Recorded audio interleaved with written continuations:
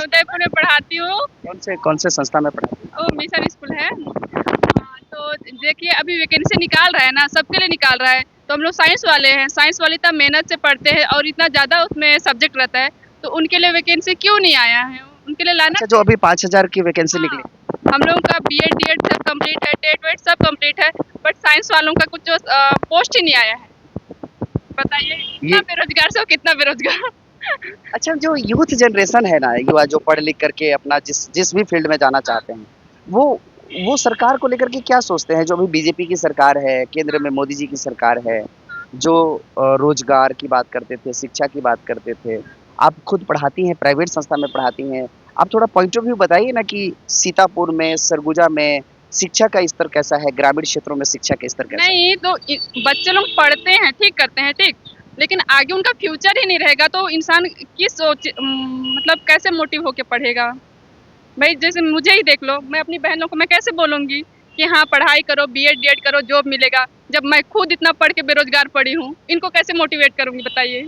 रोजगार मिलना चाहिए। रोजगार मिलना चाहिए तब तो इनको मैं मोटिवेट करूंगी कि हाँ बीएड करने। एक खुद मेरे को बोलती है दीदी आप कब जॉब करोगे? आप बीएड कर लिए हो, टेट निकाल लिए हो, इतना पढ़ लिए हो, फिर भी बेरोजगार हो। अब तो मैं इनको कैसे बोलूंगी बताइए? अच्छा बहन, मैं थोड़ा पूछना चाहता हूँ ना, जैसे ना सीतापुर विधानसभा क्षेत्र में यहाँ के विधायक रामकुमार टोपो जी यंग विधायक हैं। बहुत उम्मीदें रही होगी जनता का कि भाई नए जनरेशन के आए हैं तो शायद जनता की भावनाओं को, इमोशंस को समझेंगे, यूथ के इमोशंस को समझेंगे। इससे पहले अमरजीत भगत जी थे, तो थोड़े से वो काफ़ी सालों से यहाँ पर तो रहे हैं, लेकिन भाई उम्र दराज हो गया है, 50+ तो उनकी उम्र है ही। तो क्या फ़र्क पाते हैं दोनों नेताओं में? रामकुमार टोपो जी कैसे विधायक हैं, कैसा काम करते हैं? फील्ड में उनकी एक्टिविटीज़ कैसी है? ये भी ठीक ही है। जैसे सीतापुर में ये लोग कोचिंग भी करा रहे थे ना, रामकुमार टोपो कोचिंग करा रहे थे, जैसे सीटेट का भी करा रहे हैं अभी, और इससे पहले नगर सैनिक वगैरह का भी हो रहा था, तो वो अपने हिसाब से कर रहे थे भाई। अब हम लोग उनके उनके लिए कुछ नहीं बोल सकते हम लोग, जब ऊपर से कुछ नहीं आदेश आ रहा है तो इनको क्या बोलेंगे बताइए? हाँ, हाँ, ये भी नहीं, हाँ। लेकिन इनकी जो भूमिका होनी चाहिए, जब इतना आप हड़ताल। लोगों के लिए आवाज़ उठाते हैं कि नहीं?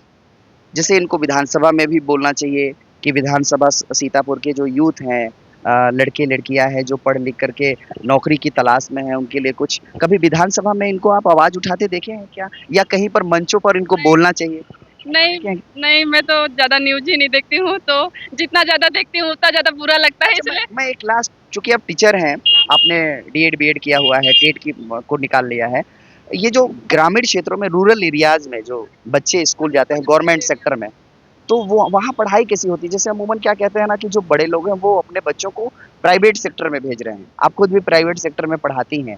गवर्नमेंट की स्कूलों के ऊपर लोगों का विश्वास, भरोसा कम से कम दिखता है। इसके पीछे का रीज़न आप क्या बोलना चाहेंगे? नहीं, पढ़ाई तो प्राइवेट स्कूल में भी गवर्नमेंट स्कूल में ठीक ही होता है, क्योंकि प्राइवेट स्कूल में जो टीचर पढ़ाते हैं, ठीक है, वो लोग भी बहुत तैयारी करने के बाद गवर्नमेंट में जाते हैं। जो गवर्नमेंट स्कूल में पढ़ाते हैं वो बहुत ज़्यादा शिक्षित रहते हैं और वो अपना ड्यूटी अच्छे से निभाते हैं। आप कौन से स्कूल से पढ़ाई की है? मैं प्राइवेट गवर्नमेंट दोनों से, मैं 10th का क्लास गवर्नमेंट से पढ़ाई की हूँ, तो मैं नहीं बोलूँगी कि गवर्नमेंट स्कूल में अच्छा पढ़ाई नहीं होता है। मेरी दीदी खुद गवर्नमेंट स्कूल में पढ़ाती है, मैं गवर्नमेंट में पढ़ी हूँ, तो शिक्षा के लेवल को नहीं तोल सकते।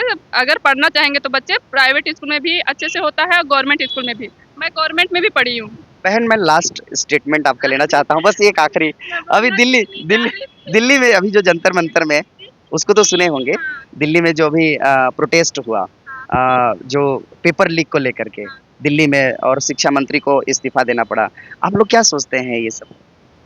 नहीं मतलब बहुत सारे बच्चे सुसाइड कर रहे थे ना, इसलिए फिर वहाँ प्रोटेस्ट हुआ था, तो उनकी इंसाफ के लिए वो लोग प्रोटेस्ट किए, तो ये मतलब वो इस्तीफा दिए तो ये ठीक हुआ।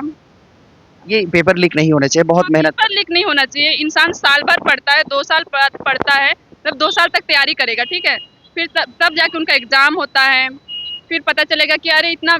और कभी-कभी ना बहुत हम लोग एग्ज़ाम लेके आते हैं, फिर देखते हैं कि हाँ, क्वेश्चन का लेवल ठीक है, मिलाते हैं, अच्छा गया है, और फिर अचानक सडनली पता चल जाएगा कि हाँ, पेपर लीक हो गया है। फिर दोबारा से वही चीज़ पढ़ना पड़ेगा। ऐसा तो नहीं है कि हाँ, जो पेपर में आ गया वो नहीं पढ़ना है। दोबारा से वही सिलेबस हम लोग को तैयारी करना पड़ता है। वो तो लीक हो गया तो पता चल गया, लीक नहीं होता, कुछ लोगों तक बात सीमित रहती तो इसका फायदा कुछ चुनिंदे लोगों को मिल जाता, मेहनत करने वाले पीछे रह जाते। हाँ क्या चाहते हैं आप लोग कि इस तरह की व्यवस्थाएं बढ़िया होना चाहिए, स्टेट गवर्नमेंट को भी, सेंट्रल गवर्नमेंट? हाँ, कौन नहीं चाहेगा कि हाँ शिक्षा लेवल और अच्छा हो। बहुत बहुत धन्यवाद मैम, आपने हमसे बात किया।